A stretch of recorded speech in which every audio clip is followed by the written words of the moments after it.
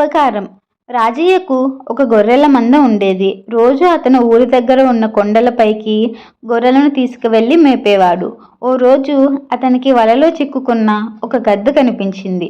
దాన్ని చూసి జాలిపడిన రాజయ్య దాన్ని వల నుండి విడిపించాడు. కొన్ని రోజుల తర్వాత అతను ఒక రాతి గుండుపై కూర్చొని ఉండగా హఠాత్తుగా ఒక గద్ద వచ్చింది. అతని టోపీని తీసుకుని ఎగిరిపోయింది. కోపంతో ఆ గద్ద వెంట పరిగెత్తసాగాడు. ఇంతలోనే అతనికి వెనుక నుండి ఒక పెద్ద శబ్దం వినిపించింది. వెనక్కి తిరిగి చూసి ఆశ్చర్యపోయాడు రాజయ్య. అతను పైకి లేవగానే అప్పటిదాకా అతను కూర్చున్న రాతి గుండు ఒక్కసారిగా లోయలో పడిపోయింది. తన ప్రాణాలు దక్కినందుకు హమ్మయ్య అని ఊపిరి పీల్చుకున్నాడు రాజయ్య. హఠాత్తుగా అదే గద్ద తన ముందుకు వచ్చి అతని టోపీని అతని మీద విడిచిపెట్టి మళ్ళీ పైకి ఎగిరిపోయింది.